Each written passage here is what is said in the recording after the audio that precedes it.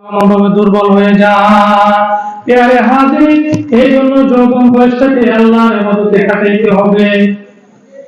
আমি আপনাদের সম্মুখে যে আয়াতটা কারিমা তেলাওয়াত করেছি, আল্লাহ পাক রব্বুল আলামিন ঘোষণা করেছেন যে আল্লাযীনা আমানু ওয়া তাতমাইন্নু কুলুবুহুম বিযিকরিল্লাহ আলা বিযিকরিল্লাহি তাতমাইন্নুল কুলুব।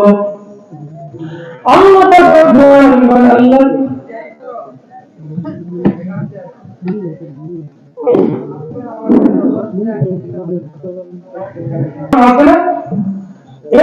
আজকের প্রধান মেহমান প্রধান আকর্ষণ হওয়াকে আল্লাহ তাআলা জন্ম থেকে অন্ধকারে আল্লাহ তাআলা এটাকে তেমন করছে। এটা কত বড়, এটা আল্লাহ তাআলা ইচ্ছা করলে আমাদের কেমন করতে পারতেন না? শুরু করলে পরে আগে ঝামেলা। এই জন্য হাদিসে কুদসি হযরত আবু হুরায়রা রাদিয়াল্লাহু তাআলা বলেন, আদাতুল ইবাদু ওয়ালিহিন মা লা আইনুন রাআত ওয়া মা উযুনুন সামিআত ওয়া মা খাতারা আলা কলবি বাশার। বুখারী শরীফের হাদিস। আল্লাহর নবী সাল্লাল্লাহু আলাইহি ওয়াসাল্লাম আমরা আমার মক্কার সলিহিন নামাজি বিন্দাস আমাদের জন্য এমন যাহা কোনো চক্ষু দেখে না, যাহা কোনো কান শোনে না, এবং মানুষের অন্তরে উক্ত নিয়ামতের কথা কল্পনা করতে পারে না। আল্লাহ তাআলা ওই জান্নাতের অসংখ্য নিয়ামত এবং ঈমানদার নারী এবং পুরুষকে দান করিবেন। সুবহানাল্লাহ। এই জন্য দেখেন আল্লাহ তাদের নিয়ামতের কত বড় দাম। এমন ভাবে সূরা ইব্রাহিমের ৭ নম্বর আয়াতে কারিমা আল্লাহ পাক ইরশাদ করেছেন, লা ইন শাকারতুম লা আযীদান্নাকুম ওয়া লা ইন কাফারতুম ইন্না আযাবি লাশাদীদ।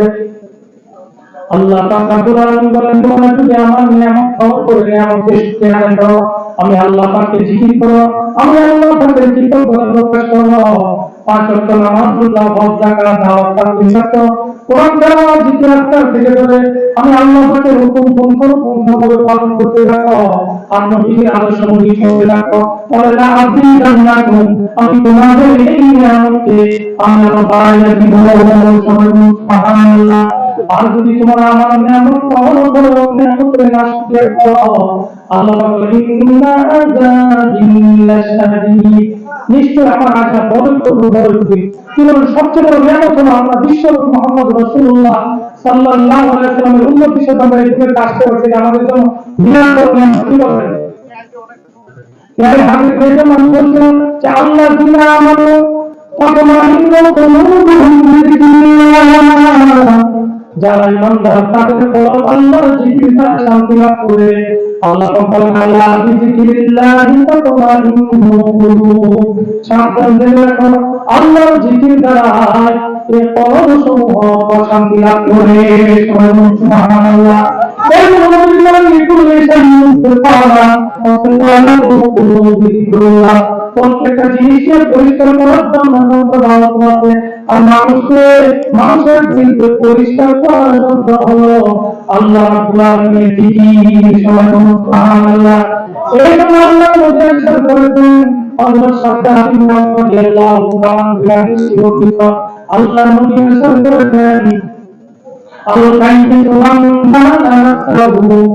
আ'লামা আ'লামু والعاجز من أتبع نفسه هواها وتمنى على الله।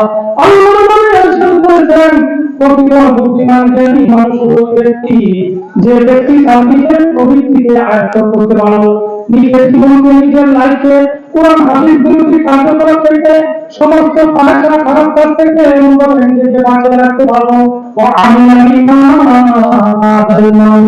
এবং মৃত্যুর পরবর্তী জীবনের জন্য পরকালীন জীবনের জন্য আমল করতে পারো। আল্লাহ নবী বলেন, ওই ব্যক্তি হলো পৃথিবীর মধ্যে সবচেয়ে বড় বুদ্ধিমান। সুবহানাল্লাহ। নবী বলেন ওয়ালা জিতুমানা ওয়াতাবু হাওয়া ওয়াতামান্না আল্লাহ। নবী বলেন মুতাকা যে ব্যক্তি তার নিজের পবিত্র চাহিদা অনুযায়ী জিন্দগি কাটাইলো, মনে যাহা চাই তাহাই করলো, মনে চাই তাতে খারাপ কাজ করার জন্য, তোমার হারিয়ে জিন্দগি কার্যকলাপ করার জন্য তাহাই করলো, মনে যাহা চাই তাহাই করলো, লম্বা লম্বা আশা রাখলো। নবী বলেন ওই মানুষটাই হলো পৃথিবীর মধ্যে সবচেয়ে বোকা কাপুরুষ দুনিয়া।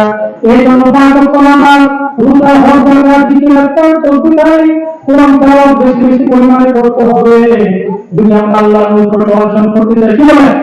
এই জন্য আমি বলছিলাম যে আল্লাহর জিকিরের কথা বলা, আল্লাহ পাকের জিকির করতে কি লাভ হবে? আল্লাহ পাক বলেন يا أيها الذين آمنوا اذكروا الله ذكرا كثيرا وسبحوه بكرة وأصيلا। আল্লাহ তাআলা বলেন হে ইমানদারগণ উযকুরুল্লাহ যিকরান কাসীরা, তোমরা বেশি বেশি পরিমাণে আল্লাহ জিকির করো, বেশি বেশি পরিমাণে আল্লাহকে ডাকো, বেশি বেশি পরিমাণে আল্লাহ জিকির করো।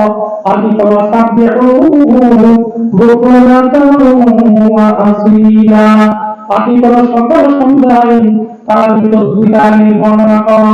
উল্টা বসে তাফসীরে বারে করলে আর মাত্র আব্বাস রাদিয়াল্লাহু তাআলা বলেন উঠা বসা চলা ফেরা হার হলতে সর্ব অবস্থায় আল্লাহর ধ্যানকে দিয়ে পড়ে না হলো বেশি পরিমাণে জিকির। সবাই বলুন সুবহানাল্লাহ। হাদিস শরীফে মাসালুল্লাহ ইয়াকুরু রাব্বাহু ওয়াল্লাযী লা ইয়াকুরু রাব্বাহু মাসালুল হাইয়্যিল মাইয়িত।